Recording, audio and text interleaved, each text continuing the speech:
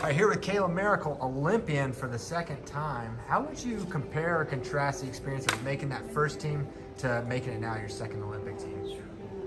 So, I mean, comparing the Olympics, that's a whole thing, right? COVID, not COVID, no fans, but making the actual team, same opponent. Yeah. Didn't go 3 matches this time. That was huge. Family is very happy about that. But I think I kind of missed out on the joy of making the team last time because, you know, the match kind of ended with an injury, which you never want. And so that's something that Macy's had to deal with and heal up and come back. And so I felt like I kind of lost that, I don't know. The moment, kind of? Yeah, kind of like lost the moment. So getting to actually experience it, you know, I don't know. I don't think anyone's ever told me or said anything. I mean, maybe in comments, who knows? People are keyboard warriors. But they could have said something like, Kayla shouldn't have made the team. She only won because Macy. So missing out on, like, getting to kind of celebrate, because you don't want to celebrate like that. But it was always kind of in the back of my head, like, was I supposed to make this team? Like, right. I think, I mean, I had that lace locked up. I was ready to take her off the mat, through the tunnel, you know. I was not letting go during that third match. But, I mean, it stinks. And it's always something that has kind of been in the back of my head. And I truly don't think that I believe it, that I wasn't meant to make the team. Yeah. But, you know, it'll talk every now and then. But I'm so glad, like, having to wrestle her for that Pan Am spot and winning that best of 3 series and then going to trials and being able to do it again. It's like, okay, I know that I'm meant to be here. And so, like, those doubts can just, they're gone. In the trash. In the trash. That's where they belong, for sure. Thinking about the 21 Olympic experience, the actual match, the actual wrestling, what do you take away from that experience that you're applying for this? I think the biggest issue with that was that I made the moment bigger than it was. So it was like, man, like, I'm wrestling in the freaking Olympics, and which is really cool. Getting to be an Olympic athlete is incredible, but in the end, I'm just wrestling 6 minutes for 6 minutes. I maybe looked ahead too much or focused on, like, not so much like the experience, but just what the experience stands for way too much, and I put too much pressure on that. And so I think it kind of, like, put me in this little box. Like, I wasn't able to be free because in the end, it is just 6 minutes for 6 minutes. And if I'm wrestling my best and just, like, being my best self, it doesn't matter if I'm wrestling at the Olympic Games or in practice against my training partner. Like, I'm really good at this sport, and if I put myself in a box, I'm not really good at the sport. I'm really, really not good. Gotcha. And so I think letting all that go, just wrestling to wrestle, having fun with it, letting it flow, letting it fly, and I think we're gonna have a different experience in the end. Yeah, you've been on the podium before at the World Championships. What's it gonna take to get on the podium at the Olympic Games? I mean, same thing that I was just saying, just being free and letting it fly. That I've wrestled these girls for years now, you know, and 62, arguably the toughest weight class in the world, and it's just like any of the top 10 could win. Like, it's not like, you know, at 50, Yui has continuously won, right? For us, it's been different every single year. You know, you have the same, like, maybe top 5, but, I mean, even top 8, you know, you really never know. So I think just going in, I know that I am capable of beating every single one of these girls, and I just have to go out and do it. I need to wrestle to score points and not just wrestle to win. Because I'm a point scoring machine. Direct quote from Lee Pritz when we had our tournament simulation last week, and I was texting him the results of how everything went. He's like, man, you're scoring points, you're a point scoring machine. And so if I go out and do that, you know, I can put 20 points on the board if I need to. Yeah. I don't know if anyone else can do that. So doing that versus going out to win or to not lose, that's when you kind of get clammed down and thrown in that box. You mentioned Coach Pritz. I actually had a question about him. Okay. What is the best part of the experience of being coached by Lee Pritz? Ooh. We don't. How long is this interview? Because I could talk all day You just go. about the great parts of him. I mean, he's just awesome. I think the biggest thing is he cares about me as a person. He looks at me as like a complete being. It's not just wrestling. He knows, happiness breeds success. And like if home life is tough, or I'm feeling sick, or I'm feeling stressed about whatever random thing, he will sit and listen to it, and he always has like such a good positive perspective on anything.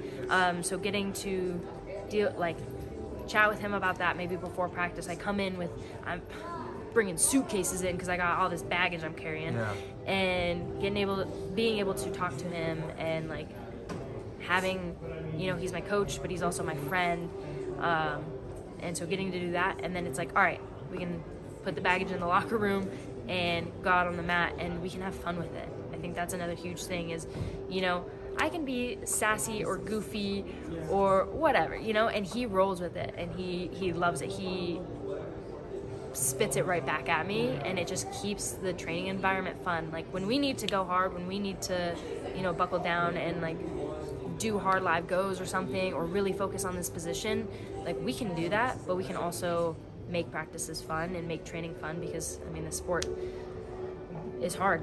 Like doesn't need to be hard 100% of the time. And so I think he looks at me as a person. We get to like be close. Like I know I can go to him for anything, but then we can have fun with it. And I'm with him till the wheels fall off. That's great. What kind of impact have the young wrestlers like Amit and Kennedy had on the Olympic team? I mean, I'm excited to see what they do. I mean, looking at Amit and what she's done the past couple of years, you can see it in the media now. Like people are seeing her story, and now they're being introduced to women's wrestling. Maybe they had no clue that women's wrestling was even a thing, or that it was in the Olympics or anything.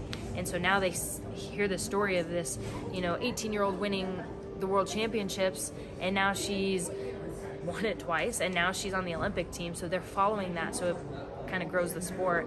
And then with Kennedy, I mean, I just think she's just so funny and goofy, and she's like chill. She gets the work done, does her job, but then she's like, she has a life outside of wrestling, and it's fun to hear about. Like she really loves like fashion and modeling, and just like getting to hear like that stuff. It kind of takes the pressure off of the sport, because it's not all about wrestling. We're not in the wrestling room 24 hours a day. Right. We're in there a couple hours at a time, and so when we're in there, we do that. But then when we're out, like she's just a little goofball, and she's just funny to be around. So I think it's bringing a nice energy to the space. So you got a couple weeks now before you head to Paris. What does that look like for you? Whew. I mean, I've got to do a couple grocery runs, things like that, get the snacks. But I mean, just here at camp, so get a lot of good training in, and then head home for a week. And I only get a week at home before I head out, so spend some time with my girlfriend, with my pets, just be comfortable, continue training. That's normal, right? Like that's our job. We go to work every day, we put in the hours, all that. But I think just enjoying life before I'm away from it for a while, and just kind of soak it in. This is, I would say, a once in a lifetime experience, but this is now my second time doing it, and maybe not my last, right? So just enjoy it, enjoy the time with my people, and then just go into France because we're going to go Paris and Normandy for training camp, and just happiness breeds success. So be as happy as I can, and that's when success finds me. Cool. I have one last question that we're asking all the Olympians. Uh-oh. No, don't worry, it's not a hard one. You're going to be great at this one. Okay, so we're trying to, it's for young wrestlers, and it's more of a message for coaches. What you guys believe are the essential skills to teach a first-year wrestler? What are the most important things to hone in on? And maybe what are some of the mistakes you see at the youth level in terms of coaching and developing young wrestlers? I think one thing that you have to have is like fun. Like I said earlier, this sport is just really hard. There's no point for it to be hard all the time. Like, we need to have like the work time and the play time. We have to be like having fun, smiling, laughing, because it's not end all be all, right? If I never wrestled another wrestling match in my life, I need to be like, know that I'm enjoying the sport. Yeah. So I think that's one thing, in youth wrestling, we take that out and we're like, we have to grind, right? And it's like, no. Like, we're on this trip, we're at Fargo maybe, or we're at this tournament. Like, let's hang out with our friends. Like, we did our job, we did our good training, we're gonna compete tomorrow. Like, let's hang out, let's go to the pool or watch a movie together. Like, have fun with it, build the community, make the friends.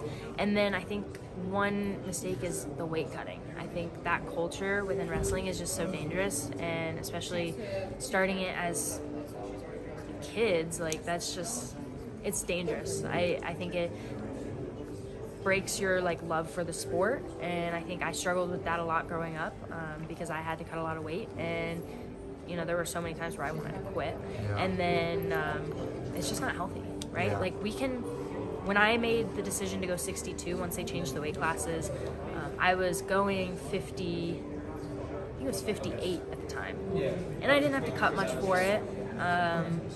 But then it was either 57 or 62. I knew I wasn't going to go a non-Olympic weight, so 59 was out. And I was like, okay, I could maybe focus on my diet a little bit more, do a little bit more cardio, lean out and go 57, or I can get bigger, focus a little bit on lifting, and just like when I'm in the room, really be in the room and just get better at wrestling. Yeah. And I think that was the best decision I've ever made in my career, because I'm so much happier. I can go have ice cream tonight if I want, and it's not going to be it's not a big deal, right? Like, I can enjoy my life. I still make healthy decisions, right? But I do, if I want a piece of candy or if I want ice cream, I can do that. So I think balancing, are you cutting weight or are you, being healthy? Yeah. And I think that's a big mistake that youth coaches make. Awesome. Well, that's great. Appreciate your answer there and your response. Anything else before we let you get back to your day, Kayla? No, thanks. Awesome. Thank you.